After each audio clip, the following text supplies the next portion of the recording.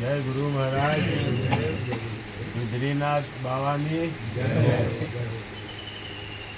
વડનગર 12 પરાના જે ક્ષત્રિય સમાજના સંતો મંતો આજે રામટેકરી પધાર્યા છે.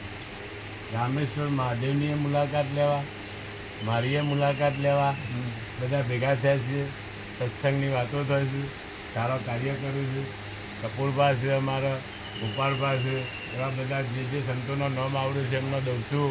અમારા પહેલાજી છે, એક મોટા 1008 મહંત છે.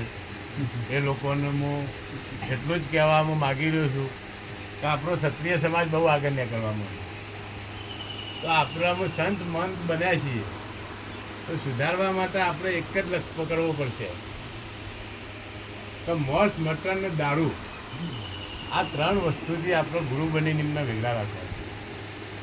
કે માઇકમાં ભજન ગાવાથી કોઈ ફરક પડશે નહીં, પણ તમે આ રીતના જઈને બેસો, કોકના મહેલામાં જઈને બેસો, કોકના ઘેર જઈને બેસો, તો એ કોકને સમજણ પડશે. આજે હું અહીંયા આવે, રામેશ્વર મહાદેવ ખુદ મને લાવ્યો છે, મને કોઈ લાવ્યું નથી, મહાકાલ ખુદ લાવ્યો છે. મેં અહીંયા અમરધોરમાં તમને બધાને ખબર છે તો કેટલા છોકરા લાઈન ઉપર લાવ્યો છે, કેટલા છોકરા વ્યવસ્થિત કામ કરતા થઈ ગયા.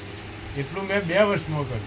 તો તમે તો મારાથી બહુ મોટા છો, બહુ આગળ પડતા છો સત્સંગમાં, ભજનમાં, કીર્તનમાં, બધામાં.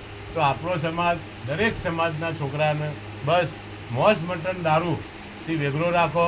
તો એને તમારે બીજું આગળ નહીં સમજાવવું પડે, એને નહીં ગીતા બતાવવી પડે, નહીં એને મહાભારત બતાવવું પડે, કે નહીં એને રામાયણ બતાવવું પડે.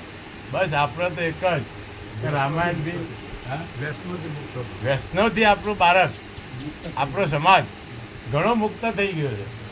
ઘણો એટલે આજે હું જોઉં છું વડનગરની અંદર 56 ગામ છે. આજે 10 વર્ષ પહેલાં તમને બધાને ખબર હશે કે આપણો સમાજ શું હતો. આજે બહુ લોકો જોવો, તમે ગાડીઓ લઈને ફરે છે, મહેનત કરે છે, મજૂરી કરે છે. કોઈ છોકરું આજે બેકાર નથી, પોતે ધંધો કરી લે છે. પણ આપણે એની એટલી જ સમજ આવવાની છે કે બેટા તું 50 વર્ષ પછી તારે જે કરવું એ કરજે, પણ હાલ તો તું મહેનત કર અને તારો પરિવાર ચલાવ. તારો છોકરો તને 10-20 હજાર કમાઈને આવે, એ દાડે તું આ વ્યસન પકડજે, નકર વ્યસન પકડતો નહીં. વ્યસનની અંદર બહુ બરબાદી છે. મેં પટેલના ઘેર અવતાર લીધેલો છે, મેં બહુ ખેલ ખેલેલા છે. મારી એક કહાની જેસલ જાડેજા જેવી, મેં કોઈનાથી આજ સુધી પાછો પડ્યો નથી.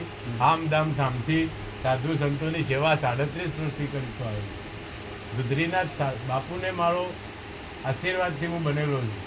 હું નહીંતર એક રોળ હતો, મળી ગયો હોત, પણ મને એને જીવાડ્યો.